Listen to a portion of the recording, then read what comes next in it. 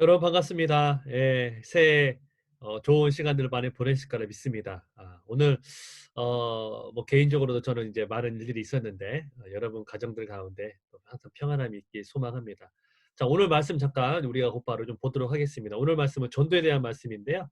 잠깐 좀 화면을 공유할게요. 네. 전도는 듣는 것이다라는 말씀을 좀 보게 됩니다. 우리가 전도하면은 이제 많은 것들이 있을 텐데 오늘은 우리가 출애굽기 2장 말씀을 좀 잠깐 볼 거예요.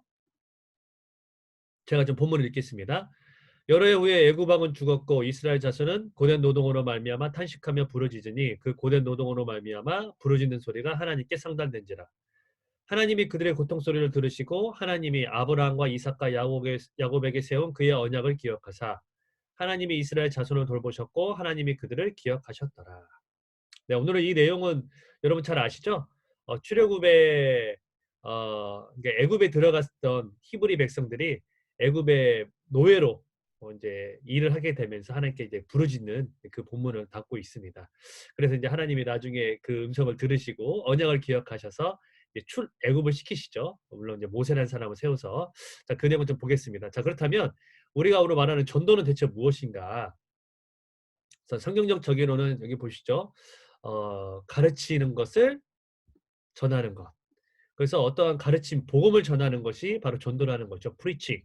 성경적 적용은 전도는 하나님께서 죄인들에게 복된 말씀을 전하시기 위해 사용하시는 거룩한 방법이다. 성교는 뭐죠? 베풀선자의 가르칠 교자죠. 거의 비슷하게 사용됩니다. 허용되어 사용하나 굳이 구분하면 성교는 복음 전파를 위한 교회 공동체 활동을 광의적으로 넓게 일컫는 반면에 전도는 불신자에게 불신자 개인에게 한정적으로 사용한다 이렇게 돼 있습니다. 요즘은 뭐 이제 뭐 선교 전도 거의 다 광의적으로 사용하기 때문에 여러분 이제 이 내용에 대해서 뭐 구체적으로 구분한다기보다는 하나님의 복음을 전하는 것이다라는 것으로 이해하시면 좋을 것 같아요.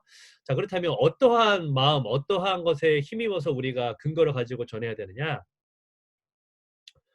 성경적 교훈을 보면은 성경을 근거로 해서 성령을 힘입어 행해야 되고 예수님께서 다시 오실 때까지 기회를 얻든지 못 얻든지 간에 복음을 전파해야 된다라고 말을 하고 있어요. 이번에 특별히 설날 연휴 때 이제 고향에 내려가셨던 분들은 이제 믿지 않는 가족들이 있다면 더더욱 좀 이러한 이제 전도의 빚진 마음을 가지고 복음의 빚진 마음을 가지고 내려갔을 텐데요. 하나님께서 어쨌든 간에 성령 하나님께서 역사하실 걸 믿고 정말 상황과 조건에 맞는 어떤 그런 전도의 방법으로 전하는 게 참 중요하다. 이 말씀을 좀 같이 드리고 싶습니다. 자, 그렇다면 오늘 본문을 통해서 우리가 어떠한 선교, 어떠한 전도, 어떠한 그런 메시지를 얻을 수 있을까? 첫 번째로 보면요. 전도는 하나님으로부터 시작한다는 거예요. 하나님으로부터 시작된다. 여러분 23절 하반절에 보니까 이스라엘 자손이 고된 노동으로 말미암아 탄식하며 부르짖으니 그 고된 노동으로 말미암아 자 부르짖는 소리가 하나님께 상달된지라. 24절 하나님이 그들의 고통 소리를 들으셨다는 거예요.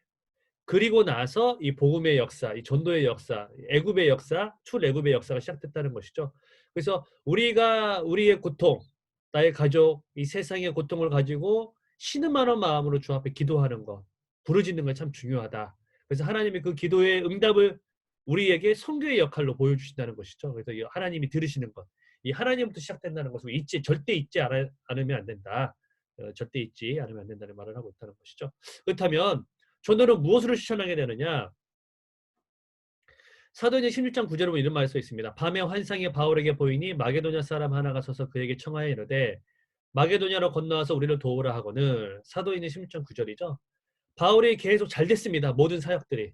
그런데 그날 밤에 바로 마게도냐 사람의 환상을 보여주면서 건너와서 바울의 계획이 아니라 하나님의 계획 가운데 순종하기를 하나님께서 비전을 보여주면 환상을 보여주시면서 바울에게 명령하였고 바울이 여기 순종함으로 바로 그 선교 전도의 놀라운 역사를 시작하시게 되시죠. 근데 중요한 것은 무엇이냐면 하나님께 시작된 이 선교 전도는 하나님의 음성에 민감하게 반응하는 백성들로 인하여 실천되어진다는 거예요. 그래서 이게 너무나 중요하다는 거죠. 그러기 위해서 우리는 말씀, 예배, 기도, 특별히 말씀과 기도를 우리가 항상 집중적으로 또 민감하게 깨어 있는 이유가 바로 그 이유인 것이죠. 그래서 우리가 예배에 집중하라, 예배에 목숨 걸어라. 그 이유가 바로 또 우리 이유인 것이기도 하시죠. 그래서 오늘 이 내용을 좀 보면서 우리 한번 실천 부분을 봅시다. 그렇다면 어떻게 하면 하나님의 말씀을 살아낼 수 있을까? 자, 먼저 우리 질문해야 될 것은 첫 번째, 하나님께서 들으신다고 말씀하셨죠. 그렇다면 하나님께서 귀 기울이시는 지금 나의 고통, 가족의 고통, 세상의 고통은 무엇이 있을까라는 것을 우리가 좀 고민하면서 나눴으면 좋겠습니다. 특별히 우리 좀 목사님들이 먼저 좀 오픈하면서 그런 내용을 나눴을 때 하나님께서 은혜 주실 거라 믿고, 저도 이번 코로나 통화에서 정말 많은 사람들이 신음하고 안타까워하고 힘들어하는 것도 있구나, 그런 걸 많이 좀 체감하게 되었고요. 또 그런 세상의 고통 가운데 우리가 나만의 유익을 위하는 것이 아니라 하나님 나라의 역사를 위해서 기도해야겠다, 그런 생각을 많이 했습니다. 그렇다면 전도는 듣는 것이라는 명제 앞에 나의 신앙생활은 어떤 것이 변해야 될까요? 라고 되어 있습니다. 전도는 듣는 것이다, 명제 앞에.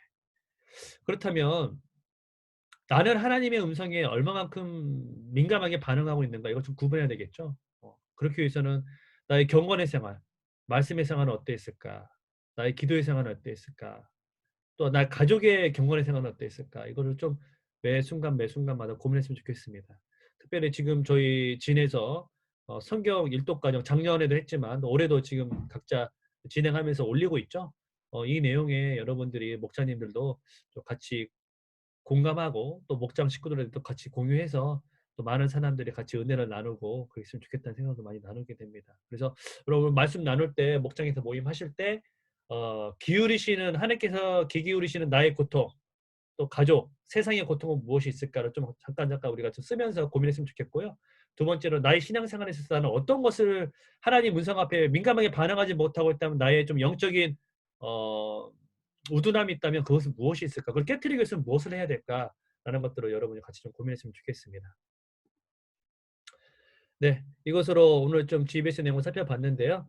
여러분 어, 여러 가지로 역시 코로나가 아직도 종식되지 않아서 또 많은 제한과 어려움이 있는 것 같습니다. 그럼에도 불구하고 여러분 온라인으로 또 이렇게 연락으로 또 같이 전화하면서 또 같이 하나님 은혜를 구했으면 좋겠고, 다시 만날 때까지 평안하고 또 평안한 또 삶 살아가시고 또 한 주간도 승리하는 우리 됐으면 좋겠습니다. 자, 이상으로 오늘 GBS 내용을 마무리하도록 하겠습니다. 고맙습니다.